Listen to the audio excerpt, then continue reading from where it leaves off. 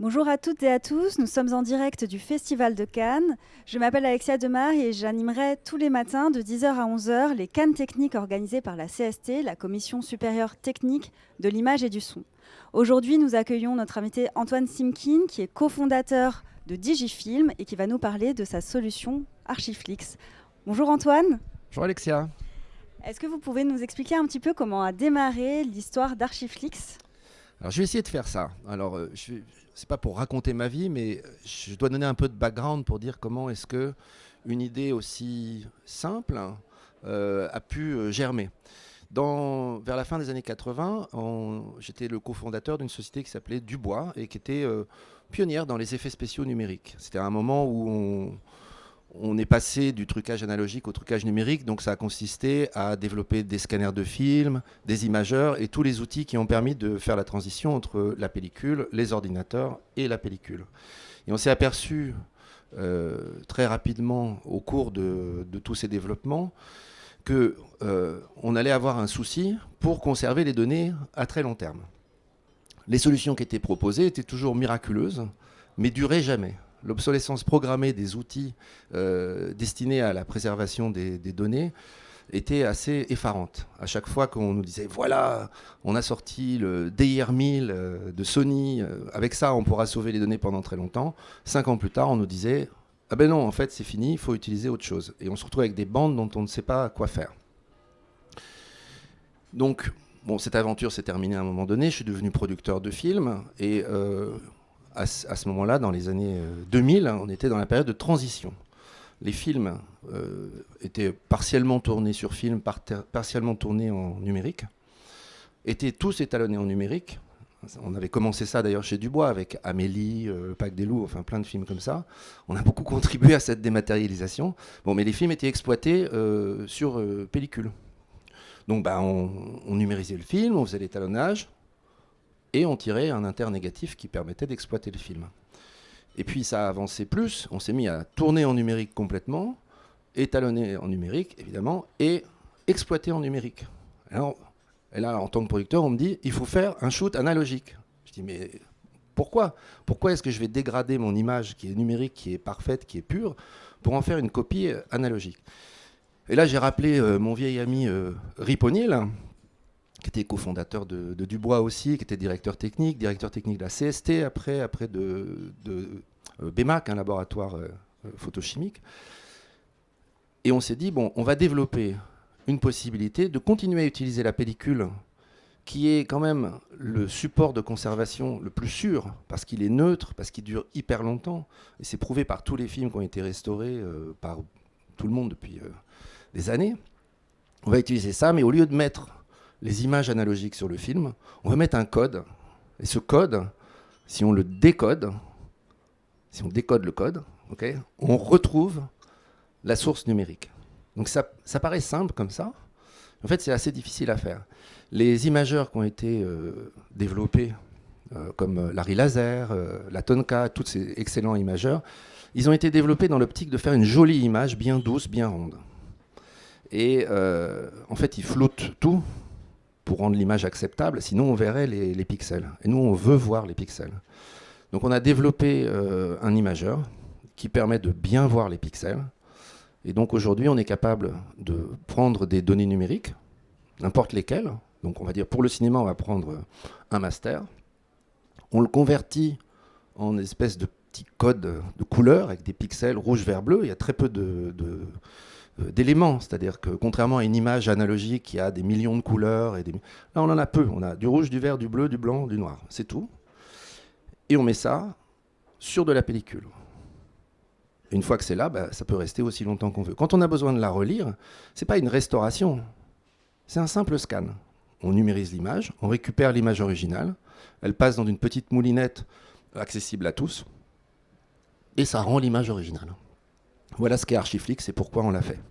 Et est-ce qu'on peut revenir un petit peu plus en détail sur la solution d'un point de vue technique, de comment ça fonctionne, comment vous avez choisi ce code-là et comment vous avez eu l'idée de trouver cette solution Ben, eu l'idée, l'idée c'était de se dire, la pellicule c'est bien, mais il faut mettre quelque chose qui peut vraiment reproduire l'image originale. À partir du moment où on met une image analogique, imaginez que vous sauviez vos photos de votre téléphone en tirant des copies sur papier. Comment on va pouvoir... Si on le rescanne, après, c'est plus du tout l'original. C'est absolument pas l'original. Mais par contre, si on a pris le code de la photo, qu'on l'a transformé en un code Archiflix et qu'on le rescanne, on retrouvera la photo originale exactement. Donc c'est vraiment ça. Il faut se dire que la magie de l'informatique, on parle de 0 et de 1, de choses comme ça. Il n'y a pas de 0 et de 1 nulle part dans aucun support informatique. Les supports informatiques qui sont utilisés comme les bandes magnétiques, en fait, sur une bande magnétique, il y a de la poudre magnétique qui est orientée nord-sud ou est-ouest. Et puis il y a un petit truc qui détecte, c'est nord-sud, c'est est-ouest, et on se dit, si c'est nord-sud, ça vaut 1, si c'est est-ouest, ça vaut 0. Mais il n'y a pas de 0 et de 1, il y a du nord-sud et du est-ouest. Si on est sur, de la fibre optique, c'est allumé ou c'est éteint. On se dit, c'est allumé, ça vaut 1. C'est éteint, ça vaut 0. Dans les ordinateurs, si ça fait 5 volts, ça vaut 1. Si ça fait 0 volts, ça fait 0. Nous, on dit rouge, vert, bleu, ça vaut tant. Et puis c'est tout. On fait une conversion qui est différente. De façon à pouvoir utiliser ce support qui est très important parce qu'il ne subit pas les effets du temps, spécialement quand on utilise très peu de couleurs dessus. Voilà le truc. Simplement, il fallait construire une technologie qui permettait d'écrire avec précision sur la pellicule.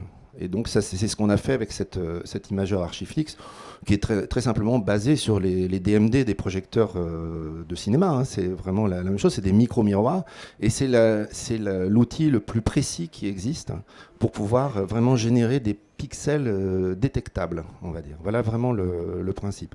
Mais ce qui était très important pour nous, c'est que on voit bien que toutes les techniques ont été développées à chaque fois, qui nous sont vendues comme quelque chose d'ultime. Au bout d'un moment, les industriels changent d'avis. On est totalement dépendant du bon vouloir de ceux qui décident ce qu'on va en faire. Aujourd'hui, la norme, c'est le LTO. C'est absolument extraordinaire. Comment on arrive à mettre 12 téraoctets sur une petite bande grande comme ça? Mais c'est un consortium qui est mené par IBM. Le jour où on va décider qu'on a trouvé une meilleure façon de faire, on va changer. On dit, c'est pas grave, on migre, etc., etc. Mais si dans 30 ans, on trouve une bande LTO, est-ce qu'on peut construire un lecteur LTO pour lire une bande? Absolument pas. Est-ce que si dans 30 ans on trouve un Blu-ray et qu'il n'y a plus de lecteur, est-ce que quelqu'un peut bricoler un lecteur? Absolument pas. Avec le film, il suffit de taper sur YouTube scanner de film, il y a au moins 10 tutoriaux pour des gens qui fabriquent des scanners amateurs qui sont quasiment suffisants pour pouvoir décoder du Archiflix. Et nous, on ne va pas se limiter à ça. On a fabriqué un scanner très très low cost qui est fait spécifiquement pour ça, parce qu'on n'a pas besoin d'un tas de choses dont les scanners de film ont besoin.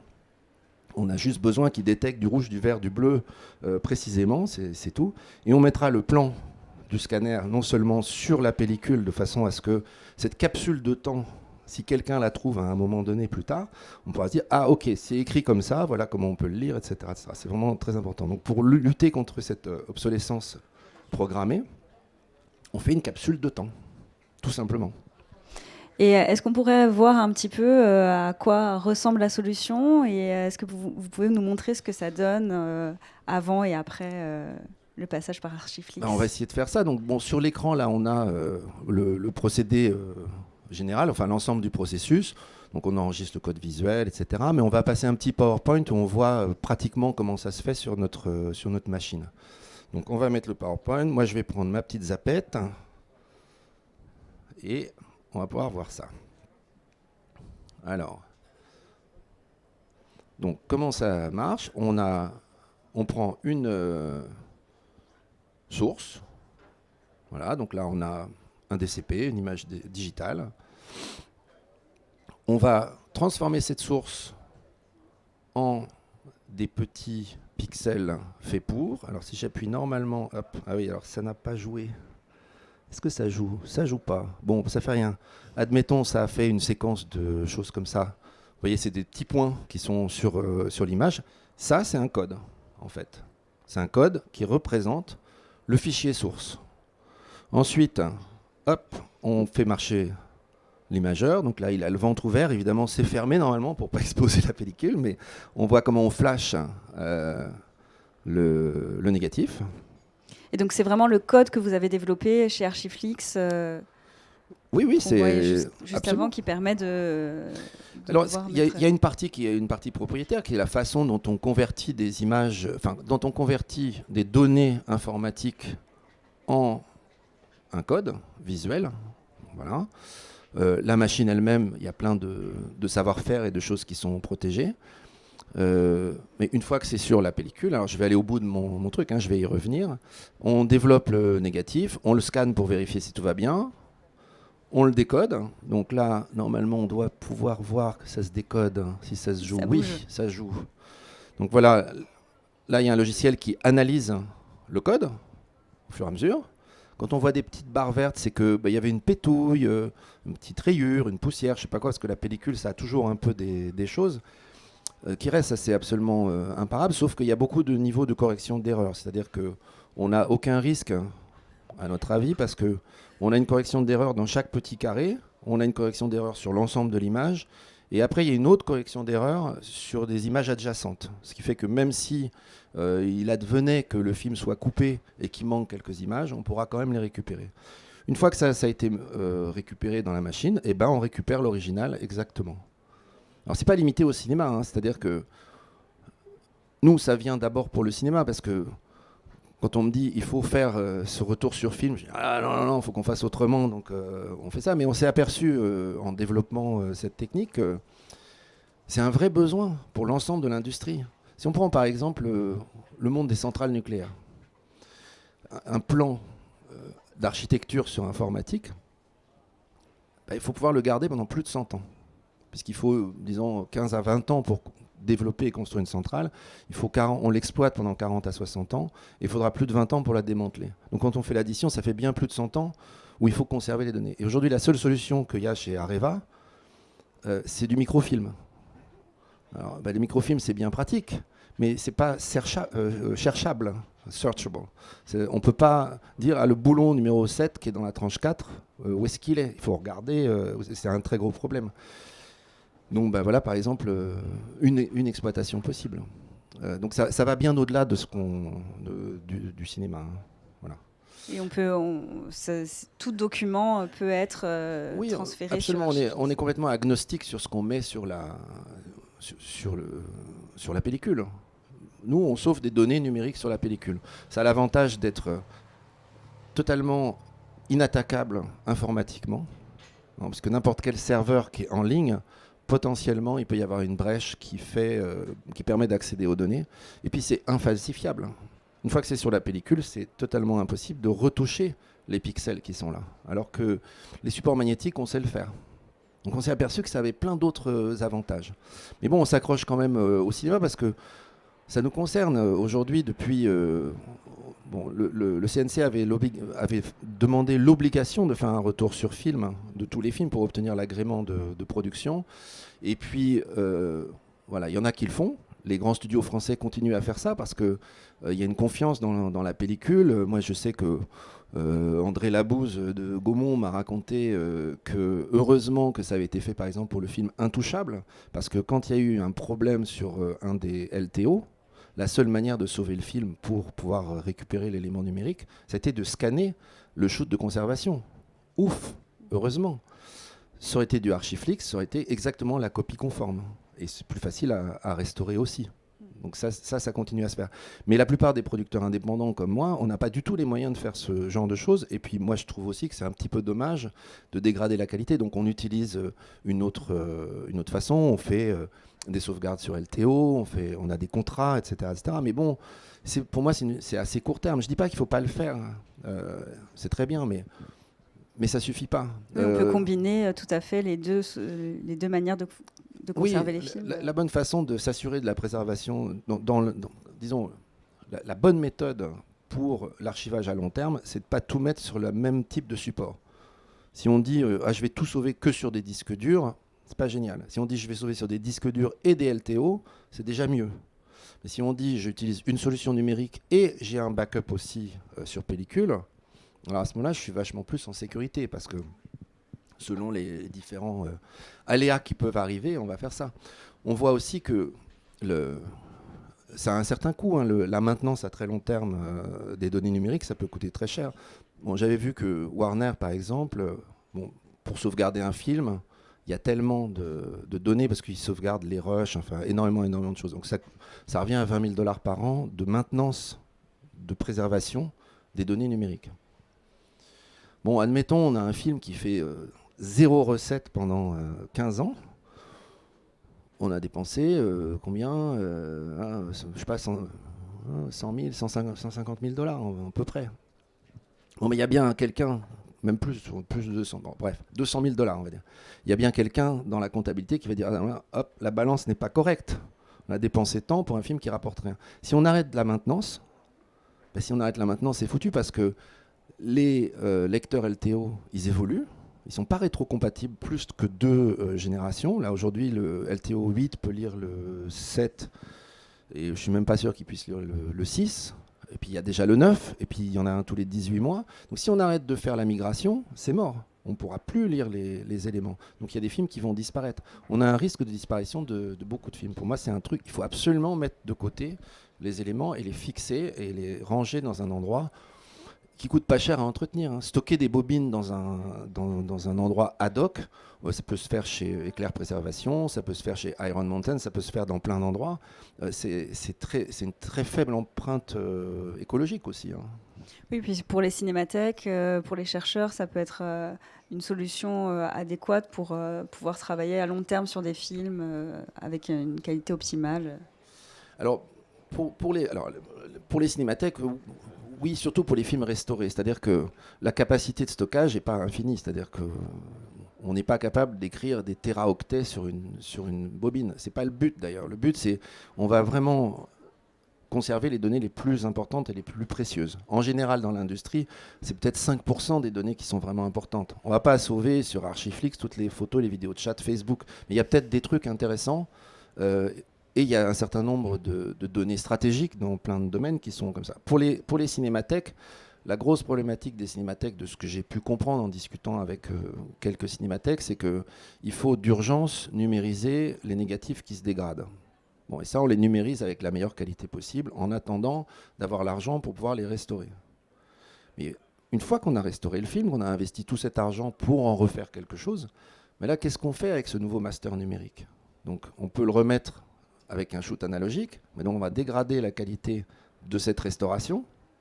Le résultat sera moins bon que si on repartait de l'original qui est fragilisé, donc on est quand même un peu coincé. C'est là où ça devient très intéressant d'utiliser Archiflix pour ça. Chose dont on en parle, bon, je vais encore citer Gaumont, puisque ça fait longtemps qu'on vit des aventures ensemble, mais on a fait des essais pour montrer comment on peut donner vraiment une copie conforme à l'original à partir de DCP.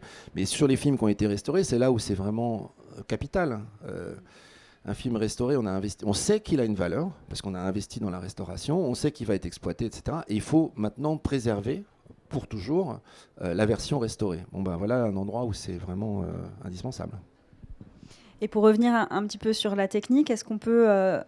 est-ce que vous pouvez expliquer un peu plus en détail comment on lit les données, le scanner, comment vous disiez qu'on pouvait le fabriquer aussi Oui, alors pour écrire les données, je pense qu'on a compris. Hein, on a un programme qui prend un fichier numérique, bon, n'importe lequel, et qui le transforme en une séquence d'images qui sont ces petits pixels là qu'on voit dans le petit rond.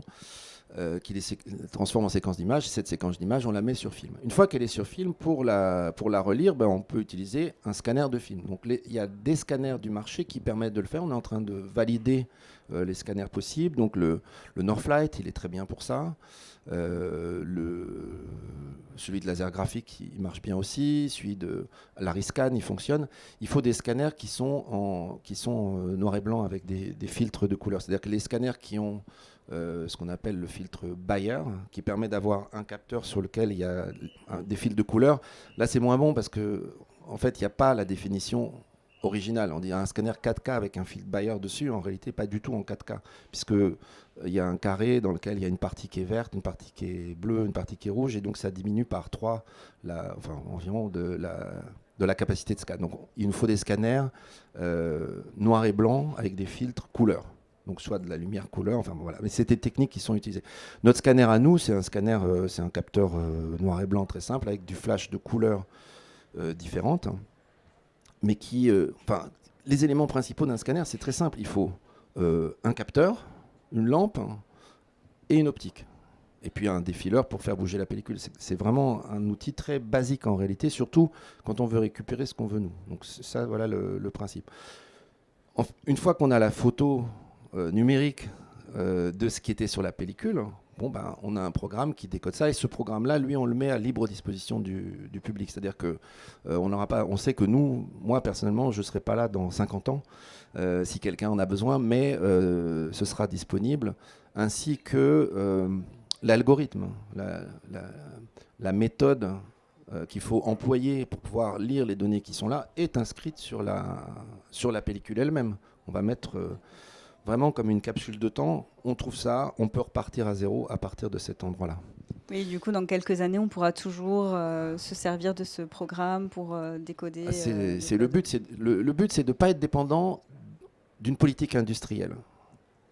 C'est ça qui est très important, c'est que nous, on fait un seul pari. On fait le pari qu'il y aura des ordinateurs et des capteurs dans 50 ans ou dans 100 ans.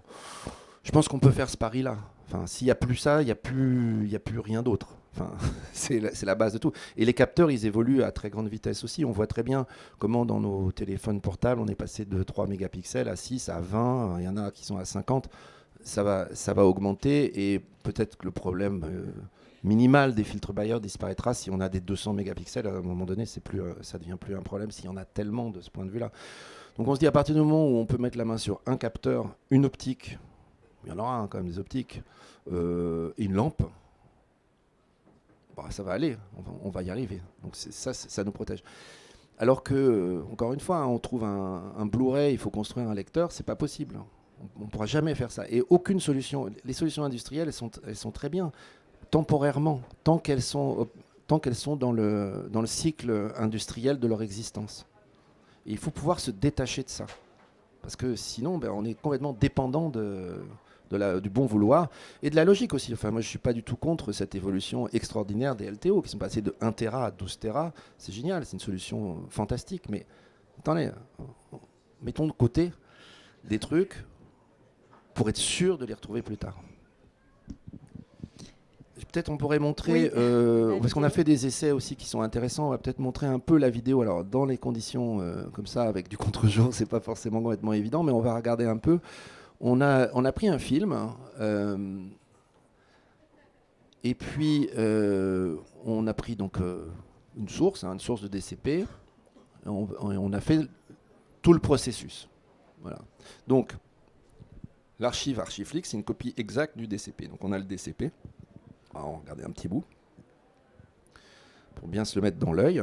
Alors ce serait bien qu'on soit dans une salle de projection réglée par la CST dans la grande salle, ce serait super, parce que là on voit vraiment les détails.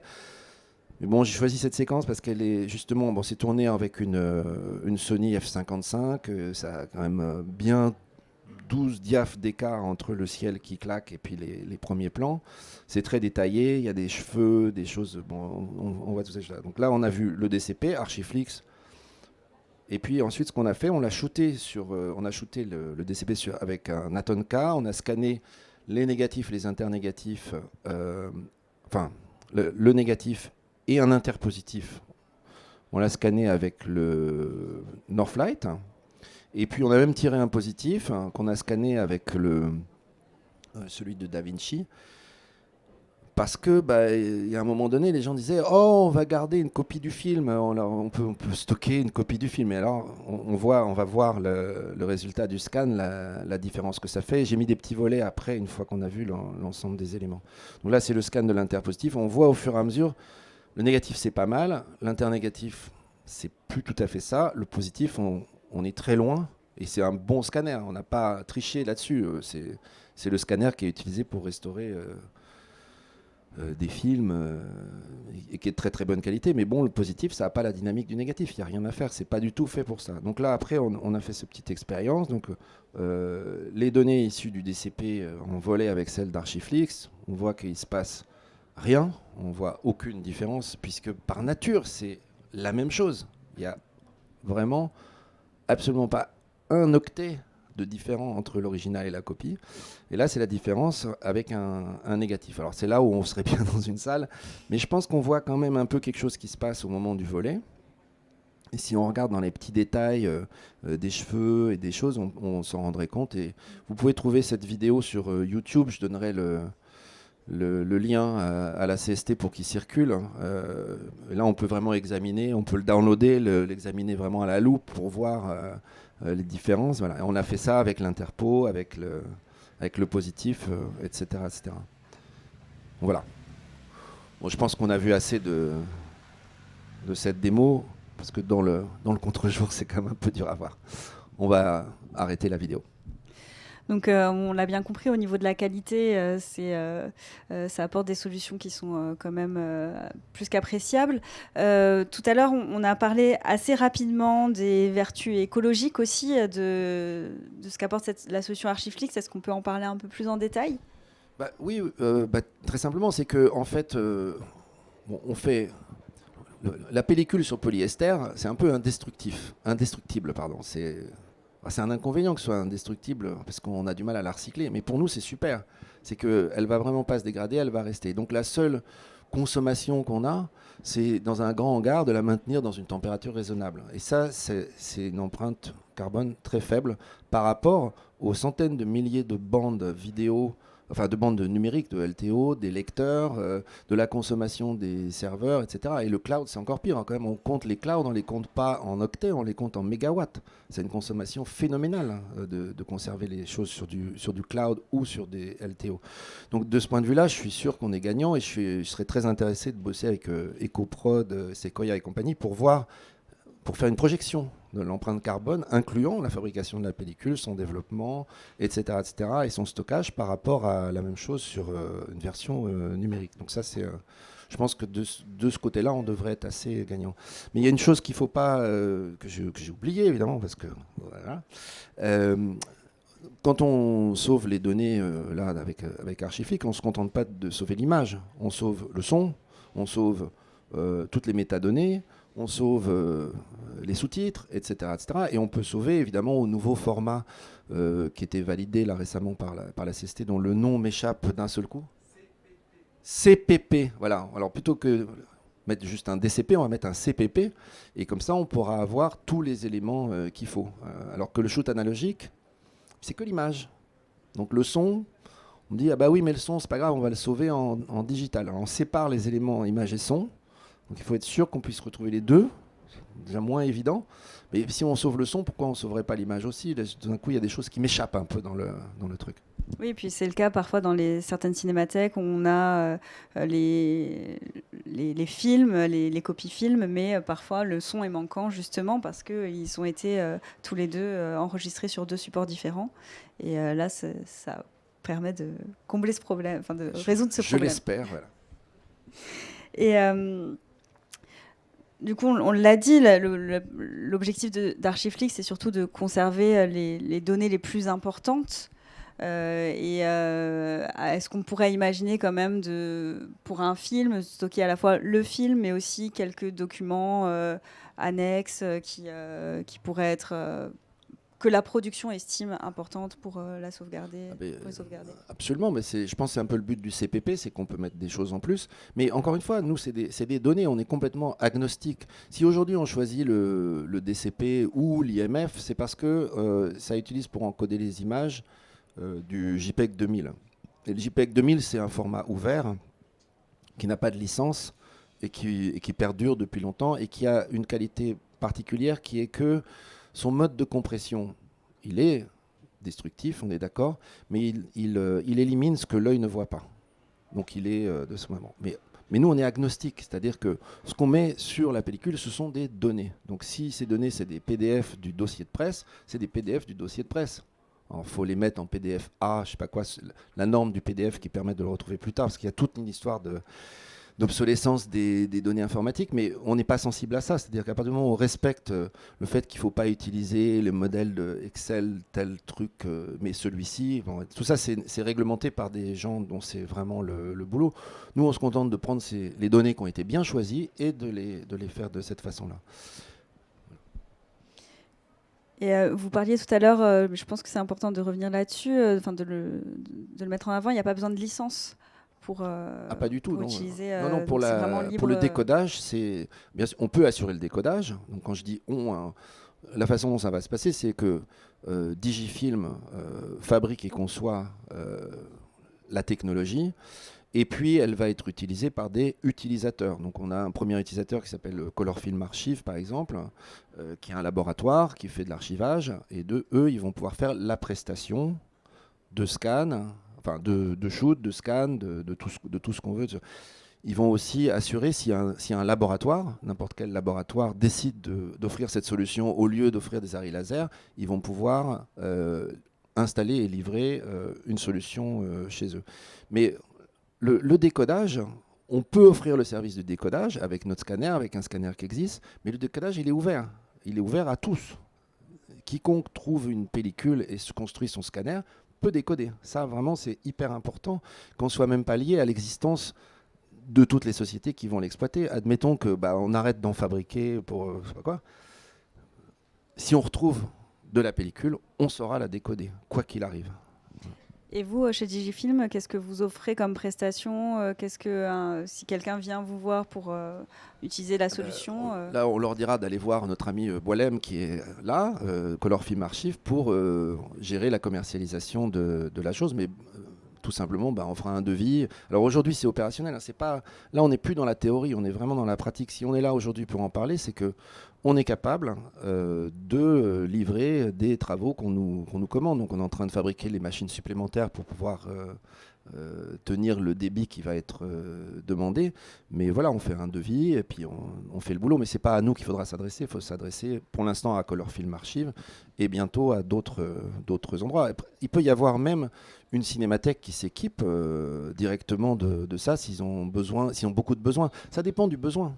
Ça dépend du besoin. On s'adaptera aux divers. Mais notre modèle, c'est pas de vendre du matériel. Hein.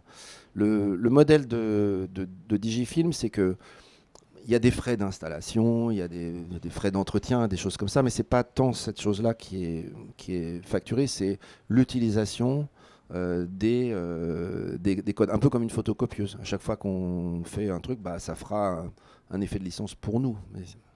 D'accord. Et on a parlé rapidement de la sécurité tout à l'heure, mais je pense que c'est un point important qu'on peut un peu plus développer.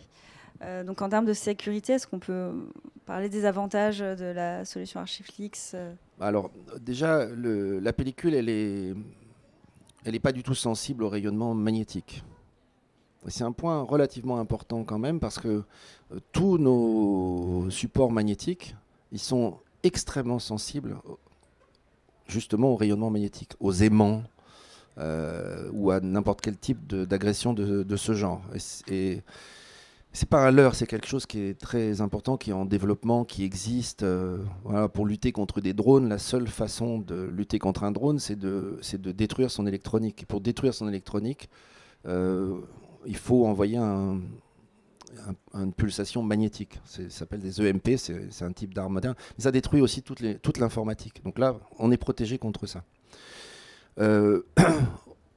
On est protégé contre l'intrusion, puisque c'est pas online, c'est offline. Hein. Donc là, déjà, impossible d'accéder aux données sans y accéder physiquement. Il faut pouvoir prendre la bobine, la mettre dans un scanner et la décoder. Si les données qui sont sur la bobine, elles sont cryptées, on a un niveau de plus de possibilités. Mais encore une fois, ça, c'est pas notre choix. On peut mettre des données cryptées ou non cryptées, c'est pas le problème. Mais surtout, on ne peut pas atteindre les données. Elles sont écrites comme elles sont pour toujours. Hein, parce que sur un disque dur, on est capable d'accéder au secteur pour changer des secteurs. On ne peut pas faire ça sur ce domaine-là. Donc la sécurité est quand même très élevée de ce point de vue-là. Ça fait beaucoup de niveau de sécurité. Oui, surtout à une époque où les questions de cybersécurité sont importantes et on a vu des entreprises qui se sont fait pirater des données, Bah notamment oui, des là, c'est pas piratable. Ah, c'est impossible à pirater. On est totalement à l'abri de ce genre de choses. Très bien. Je ne sais pas s'il y a des questions. On va passer aux Une questions. question. S'il y a des questions dans la salle. Alors, alors, il va falloir parler dans le micro, monsieur. Oui. Vitesse d'encodage. Pourquoi?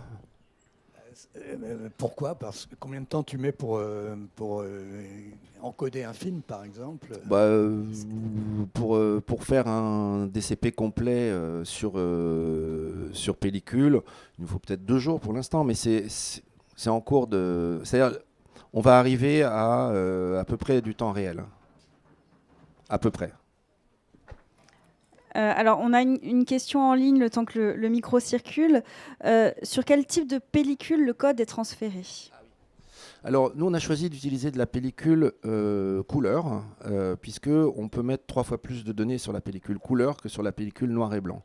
C'est un débat qu'on a avec nous-mêmes sur le sujet, où on thèse, on se dit, c'est quand même bien que ça prenne pas trop de volume non plus, parce que la pellicule noir et blanc, elle est moins chère, mais est-ce elle est à peu près 3 fois moins chère, donc finalement, ça revient à peu près au même, et ça utilise beaucoup plus de volume.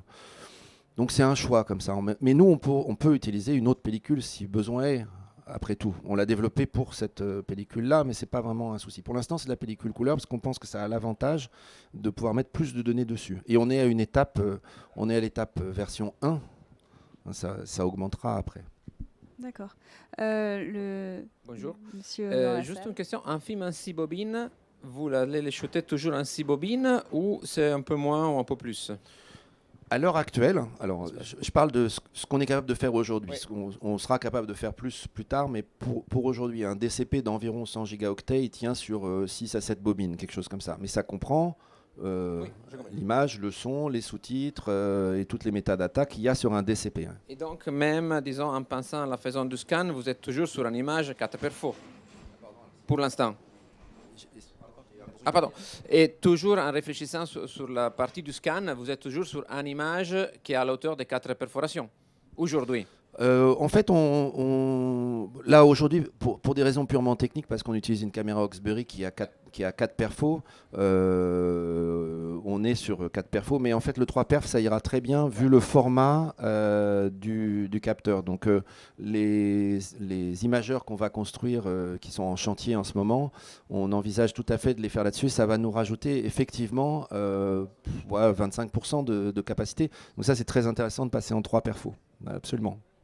J'oublie toujours qu'on va passer en 3 perfos. Merci de me le rappeler, David. Il faut le dire dans le micro. L'espace physique dans les étagères, ça compte beaucoup. On y est sensible, évidemment. Et là, pour l'instant, sans dévoiler des secrets de fabrication énormes, la technologie des DMD est d'une certaine définition. On est en train de voir comment avoir la génération suivante, qui est pour l'instant un peu... réservé à certains utilisateurs, mais on est en communication avec Texas pour voir comment faire là-dessus. Mais il y a aussi d'autres choses qu'on est en train de développer pour augmenter la capacité. Donc l'objectif, c'est quand même de diminuer le nombre de bobines et je pense qu'on va y arriver rapidement. Mais on se dit aujourd'hui, se dire, ça revient à peu près au même volume qu'un film classique, sauf que c'est numérique, on se dit, il faut y aller déjà maintenant. Déjà, on y gagne. Et on y gagne en qualité, on y gagne en sécurité, on y gagne dans tout. Et puis, au fur et à mesure de l'avancée des développements, on va pouvoir aussi évidemment réduire ça et puis augmenter la quantité de données qu'on mettra sur les films. Oui. Une question. Allez-y, allez-y. Non. Non, allez-y, on complétera après la question. Oui, tout c'est beau, mais parce que vous dites que ça c'est longue durée. Imaginez-vous, 2123, après la Troisième Guerre mondiale, quelqu'un trouvait cette... et après, il s'est assez cuir, c'est beau. Il décodait comme 1 et 0. Mais après, tout ça finit. Il n'existait pas plus Digifilm, Archiflex, il n'existait pas rien. Documentation est perdue plus longtemps. Comment il peut savoir comment est encodée cette image? Comment de cette 0 et 1 fait l'image analogique, ça veut dire. Ben, déjà, on met notre objectif, c'est de mettre sur la pellicule elle-même tous les éléments qu'il faut pour être capable de savoir comment c'est écrit dessus. Ce sera inscrit. On peut supposer quand même que la documentation sur le JPEG 2000 ne va pas disparaître non plus. J'imagine que non. Mais bon, on peut... voilà. Non, quand même pas. À ce moment-là, je pense pas qu'on en vienne là. Mais il y aura en tout cas sur chaque bobine, il y a toutes les informations nécessaires pour pouvoir récupérer les informations qui sont là. Le domaine de qu'est-ce que je peux faire avec tel format dans X années est indépendant de nous, parce que ce serait la même chose si c'était sur un disque dur. Si on a un format dont on ne sait pas quoi faire, bah on ne sait pas quoi en faire. Mais ça, ce n'est pas notre dossier à nous. Notre dossier, c'est que les données, elles sont parvenues jusque-là. Espérons que la documentation pour utiliser ces données, il sera aussi parvenu. On ne peut pas quand même tout faire. Alors, il y a une question en ligne. Alors, pour compléter celle de tout à l'heure, qui demandait sur quel type de pellicule le code était transféré, on nous demande si c'est une pellicule positive ou négative. Négative. Et autre question avant de repasser au public. Christophe Orcan nous demande, vous avez dit sauvegarder sur pellicule couleur, mais la pellicule couleur n'est-elle pas moins pérenne que la pellicule noir et blanc ? Oui, alors il y a de la pellicule noir et blanc qui est donnée pour 2000 ans. Bon, ok, on peut se dire, tiens, on va faire ça. À discuter avec les utilisateurs et les clients, on peut tout à fait en parler. Maintenant, tous les tests qui ont été faits, Kodak, à un certain moment, a travaillé avec un laboratoire qui est à Rochester, qui travaille sur le vieillissement artificiel et qui a fait des tests. Donc il y a beaucoup de tests qui ont été faits. Mais leur objectif, c'était de mesurer jusqu'à quand on peut relire l'image, mais la vraie image. L'image analogique, on va dire. Parce qu'il y a un moment donné où, quand on a une perte de densité trop importante, on finit par plus vraiment retrouver ce qu'on avait à l'origine. Et déjà là, sur un certain nombre de modèles de pellicules en polyester, etc., je ne suis plus de l'ordre de 500 ans. Enfin, on a vraiment de la marge de ce côté-là. Mais nous, attention, on n'a pas 16 millions de couleurs avec tous les détails à récupérer. On a récupéré, est-ce que c'est rouge, vert ou bleu ? Et là, quand même, le rouge, il ne devient jamais bleu. Le bleu ne devient jamais vert. Enfin, c'est des couches qui ne changent pas de ce point de vue-là. Elles vont changer éventuellement de dynamique. Mais bon, on a une référence. On sait que ça, c'était ce niveau-là. Donc, on le retrouve de la même manière. Donc, on n'est pas du tout inquiet de ce côté-là. Après, la pellicule positive peut être utilisée aussi. C'est aussi un débat qu'on a. On nous dit peut-être elle dure moins longtemps. C'est des tests à faire pour voir jusqu'à quand. Parce que on dit alors, le positif, ça ne dure pas aussi parce qu'on a exploité les copies positives. Donc c'est vrai que quand elle a passé 6 semaines dans les cinémas, elle est foutue. Mais si elle est stockée sur une étagère, elle va durer assez longtemps. Et encore une fois, le nombre de couleurs dont on a besoin est très réduit. Donc ça, c'est des tests à faire. C'est des tests de laboratoire qu'il faudra qu'on fasse. On se dit, bon, aujourd'hui, on fait ça. C'est vrai que ça a un coût. La pellicule négative, elle coûte assez cher aujourd'hui. Mais bon, il faut voir sur le très long terme ce que ça représente. C'est-à-dire qu'il faut prendre l'ensemble des coûts, y compris le coût de restauration, qui est extrêmement faible, puisque c'est un simple scan avec un décodage. Ce n'est pas une restauration qu'on fait. Si on restaure un film analogique, il faut refaire l'étalonnage du film. Il faut enlever toutes les pétouilles, toutes les poils, tout ce qu'il y a. C'est très, très difficile, c'est beaucoup de travail. Enfin, ceux qui font de la restauration le savent. On a une question dans le public. Allô ? Ouais, Antoine, tu peux nous dire où vous en êtes sur le travail avec Kodak sur la positive? Donc on a reçu des bobines de positive perfo-négative parce qu'on préfère, c'est plus stable et ça évite de rajouter un petit truc, et on est en train de faire les tests en ce moment. Ce qu'on voit déjà, c'est que les premiers shoots montrent qu'il n'y a aucun problème en termes de dynamique, de couleur et tout ça. Donc tout ça, ça a l'air d'être correct. On arrive à lire. Il y avait, je ne sais plus quel truc qui a fait que j'ai pas encore le résultat publié, on va dire, mais on est dessus, oui, de ce côté-là, bien sûr. Pour moi, c'est une option qui est vachement intéressante, qui mérite d'être explorée. Kodak va nous fournir toutes les données que eux ont récoltées dans leur exploration de vieillissement artificiel. Ça, on va les avoir. À nous, éventuellement, ou accompagnés par d'autres, de faire ces études de vieillissement artificiel en laboratoire avec nos données. Parce que c'est une chose différente que celle qui a été faite jusqu'à présent pour les données analogiques. Alors, on va juste le micro pour l'enregistrement. Sur un format 16 mm ou 8 mm, on met moins d'informations Autant moins, c'est une question de surface. Hein. De 8 mm, ça laisse pas beaucoup de données. Et c'est pas stable, enfin, bon, ça aurait pas beaucoup on mettra beaucoup moins de données. En fait, sur le volume, ça va revenir au même, hein, à la fin. Non, mais au stockage, pour le stockage, c'est... Non, mais tu auras besoin de... le 16 mm, une image 16 mm, c'est 4. Il faut... Enfin, dans un photogramme 35 mm, il y a 4 images 16 mm. Donc, il faudra juste 4 fois plus de pellicule. Donc, ça va prendre la même place. Hein. Je pense que ça, c'est... On est vraiment dans un problème de surface. Hein. C'est combien on peut en mettre sur le truc. Et on ne veut pas pousser trop non plus. Hein, parce qu'on se dit, ce qui est important, c'est qu'on puisse relire. On peut prendre une loupe et puis si on les voit, ça va. S'il faut prendre un microscope électronique, ça ne va pas. Parce que la technologie absolument extraordinaire de silica de Microsoft, qui consiste à utiliser du verre et graver avec un laser à l'intérieur du verre, qui a été testé et qui est fantastique, mais comment on le relie? Quel appareil il faut pour relire ça? Est-ce qu'il y a un appareil disponible ou qu'on peut construire soi-même pour le faire? Moi, je ne pense pas. Donc, on se limite aussi. C'est-à-dire qu'on va pousser aussi loin qu'on peut, tant qu'on est capable de relire. Et pour répondre à la question de monsieur, on peut imaginer des moines copistes un jour qui regardent le truc et qui décodent les éléments et qui retrouvent l'Encyclopédia Universalis qui est sur la pellicule. Hein. On a gravé la Bible sur la pellicule, ça prend 20 images. Ça va? Alors, il va falloir parler dans le micro. Parce qu'on est live à la télé. Sur ce disque, j'ai connu les hommes qui ont inventé ce disque. J'ai connu personnellement. Et j'ai proposé première fois en 2011, une année avant la présentation de Microsoft et Warner.